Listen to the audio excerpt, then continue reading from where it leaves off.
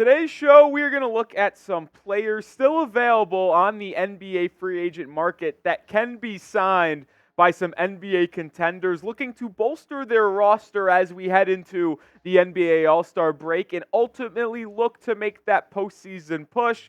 Well, if you're on this video, you're not the most impactful player, but we'll look at the top 8 guys available. I'm Nick Roloff of NBA Now. Before we jump into my list of top 8 guys, I want to make sure you follow me on Twitter because I cover the NBA on YouTube for Chat Sports here at NBA Now, but I also am posting daily content on Twitter. So follow me over there at Nick_Roloff. And for today only and today only, I am going to follow back the first 10 people that follow me. So at Nick_Roloff, that link's in the description of today's video as well. Go check me out over on the Bird app. All right, let's go over to the top players on the buyout market or who are available to sign. And I think without a doubt, the number one guy is Danilo Gallinari, the forward that was on the Wizards and Pistons this year as he was traded midway through. And listen, he's had an illustrious career, but age is catching up to him just a bit here. He's 35, so he's an older player, but he can still provide some value. I look at like what Kevin Love brought to the Miami Heat last season out of the buyout market, some length, some three-point shooting, some veteran leadership. I think Gallinari can provide some of those nice things. And I don't care that his three-point percentage is sitting at 31.3 this season. He's a career 38.3-point shooter. That will absolutely play. So if you're a contender looking to add some three-point shooting and length to your roster, I think Danilo Gallinari is your top guy, someone who has experience in the postseason, has averaged 15 points per game for his career. Yes, he's coming off an ACL injury in 2022 and 23, which has limited his ability this season, but I still believe Gallinari can be an impactful force if you're a team looking to add some veteran experience and shooting. There's 2 teams in particular, though, that have reportedly shown interest. Those 2 teams, the Miami Heat, who have been linked to Gallinari in the past. You look at their roster with Josh Richardson, Terry Rozier being injured. Drew Smith is also on that team dealing with some injuries. He's out for the year. They have an open roster spot available. Would they like to get a Kevin Love light potentially with Gallinari, bring him into the locker room? It's possible. And then the Phoenix Suns are also interested. You got the big 3 of Beal, Booker, KD. They're constantly looking for some role players to give them good minutes in high pressure situations. Gallinari can do that. After they just traded for Royce O'Neal a week ago at the trade deadline, I think Gallinari could be good for the Suns as well. Those 2 teams, keep your eye out for them in terms of Danilo Gallinari. James Bouknight, the guard that was formerly on the Charlotte Hornets, and this is an interesting one. If you remember the name, well, it's because he was a lottery pick just a couple years ago. He was drafted 11th overall by the Charlotte Hornets in the 2021 NBA draft. It just has not panned out for Bouknight as of yet. The former Connecticut Husky just has not found his step in the NBA. He's only played in 79 games, bounced between the G League and the main Charlotte Hornets squad. The numbers are not pretty, but someone who has flash talent before, has decent length, has good athleticism.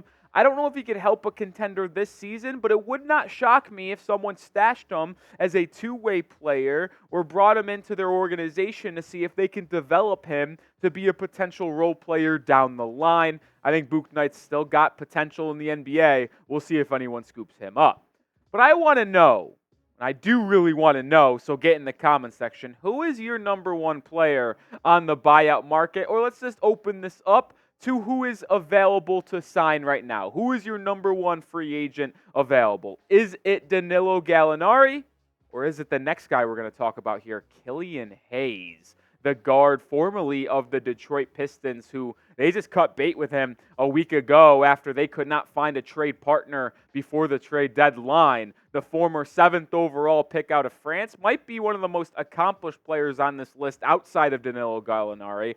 And if I'm saying Killian Hayes is one of the most accomplished players on this list, oh, we have issues. 8 points per game in his career, 210 games played. The efficiency is what's most concerning. Killian Hayes, coming into the draft process out of France, was someone who scouts believed could be one of the best playmakers and initiators in the entire NBA. And listen, he hasn't done a bad job of doing that thus far in his career. 5.2 assists per night, that's not bad. The issue with Hayes is that he has no offensive ability in terms of getting the ball in the basket against NBA talent. He has yet to develop an NBA jump shot. He can't shoot the ball from beyond the arc, and then he can't finish around the rim either. Now, with all that being said, I am still surprised he is available because this was, as I mentioned, a former 7th overall pick in the NBA draft. And sure, the Pistons and Hayes did not get things worked out. But you're telling me a team with a good organization, a good developmental system, could not bring in the talented left-handed guard and try to get him back to what people thought he once could be? I'm very shocked. He is still a free agent. Do I think he could help a team win a championship this season? Absolutely not. But this is a play potentially for next season and the years beyond. Bring him in. What's going to hurt? Absolutely nothing. Frank Ntilikina makes my list as well. Another former lottery pick, 8th overall from the New York Knicks back in the 2017 NBA draft. Ooh, Frankie. Now, with all things being said, I think Ntilikina did an excellent job over the past 2 seasons, excluding this current year, with the Dallas Mavericks. He was able to play in 40, 50 games a season for Dallas and be someone who is actually valuable. Why was he valuable? Well, he was excellent defending at the point of attack. He would take on opposing teams' top ball handlers, and using his athleticism, lateral quickness, and wingspan, just disrupt what the opposing guards were doing. He's done an excellent job of that. The one thing that has always held him back is his offense. Like a lot of people on this list outside of Gallinari, they're offensively challenged. Like Killian Hayes, Ntilikina, very similar in the fact of struggling shooting from beyond the arc in Frankie's career, only shooting 32% from deep and sub 40% from the field. Those numbers are just not acceptable in today's NBA as a lead guard, but I like Ntilikina's defense. He did not get any PT for the Charlotte Hornets this season before getting bought out. It would not surprise me if a team took a chance on Ntilikina and he was able to give them some dividends on the defensive end. I'm still bullish on his ability to guard in spot situations. It's just all about if he can provide you anything on offense, because thus far in his career, you've been playing 4-on-5 on that side of the floor.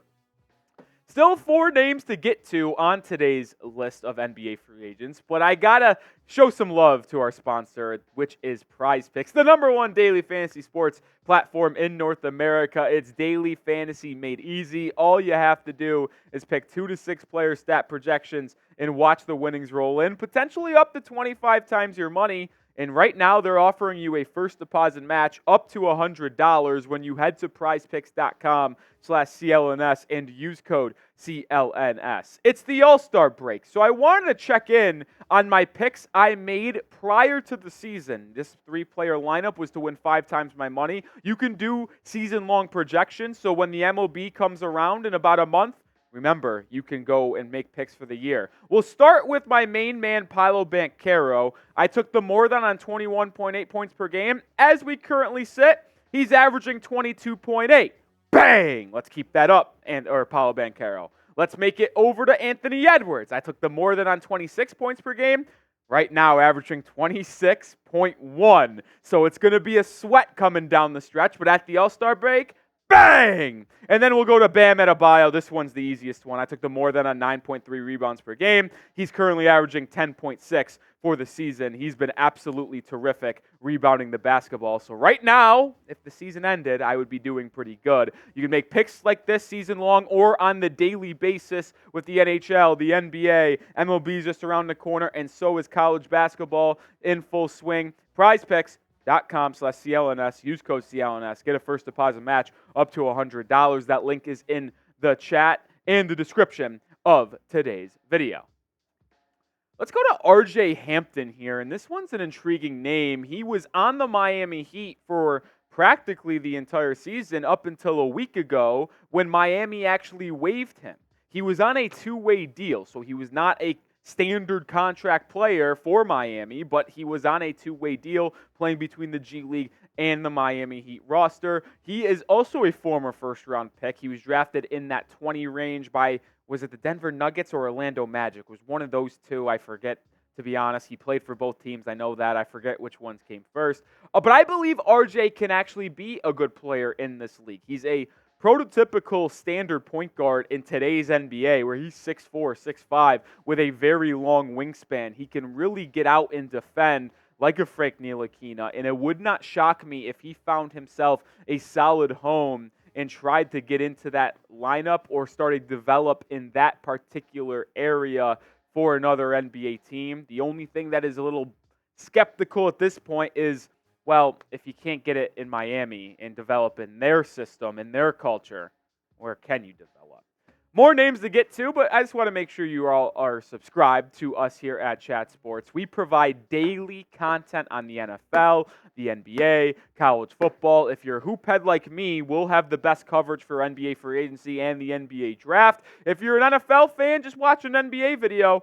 Same thing, free agency draft, we're the best at it. And we even sprinkle in some college football if you're a fan of that. Chat Sports TV, youtube.com. Check us out. Hit us up and subscribe. Daily content.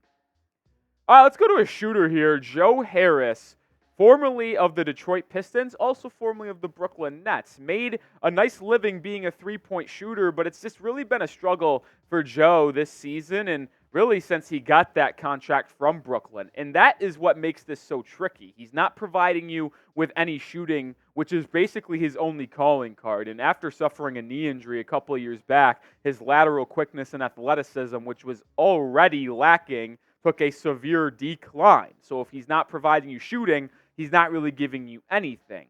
But he did shoot the ball well enough in the past to earn himself a lengthy contract, which is what makes this difficult. Because under the new CBA guidelines and under the new CBA rules, if you make more than $12.4 million prior to being bought out, you could not sign with a contender or a team that is paying in the luxury tax. So there are about 7 NBA teams that are all contending for a title, because if you're spending that much money, you're trying to compete, that he can't sign with. The Heat, the Celtics, the Clippers, Nuggets, Warriors.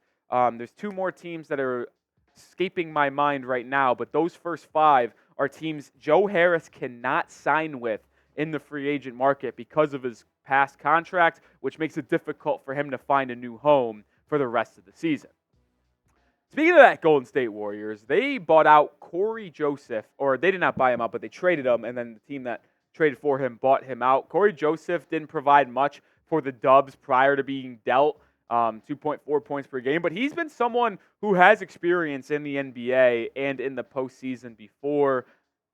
The common theme with most of these guys still available is, 1, they've really struggled scoring the basketball, they're inefficient, and 2, they're on the older side. So I don't really know what team is going to be going in for Cory Joseph, but like my point exactly right here. I mean, we're in the weeds, man.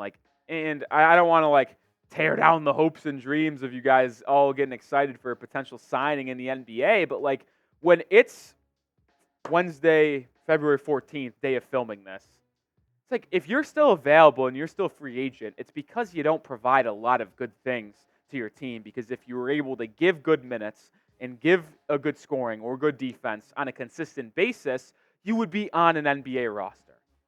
So even though we're going through the top 8 guys that teams can sign, these guys, they're not very good. The only one that I would think that could actually provide an impact this season is probably Danilo Gallinari. Robin Lopez rounds out our list. I was actually shocked the Milwaukee Bucks dealt away Robin, the brother of Brook Lopez, their current center. The Lopez twins, the brothers, they were teaming up in Milwaukee. It just did not work out. And another theme on this list here, the top 8 guys, you only saw 1 center in Robin Lopez, and you only saw 1 forward in Danilo Gallinari, and then it was a lot of guards. The center position is bare, man, and if you're looking for front court depth to be a backup center, it's just not there. Unless you want to go after Dwayne Dedmon, which you don't want to do that, I promise, or Nerlens Noel, which I don't even know what he's up to nowadays. It's not good. The best available center was Bismack Biyombo. He signed with the Oklahoma City Thunder, and then after he signed, well, no one really is that good and worth going after in the free agent market for centers. So if you're looking for front court depth to be a backup center, you're in the wrong place. I'm telling you that. Robin Lopez is just not going to get the job done. Center, shooting 36.8% from the field. Yikes. That's going to do it for today's video. As always, make sure you are subscribed to the channel, youtube.com/chatsportstv. Like I said, daily content, most days 2 videos a day surrounding the latest NBA rumors, NFL rumors. Make sure you're subscribed. Be in the know. Be the most informed sports fan on the entire planet. I'll see you on the next video. Peace out.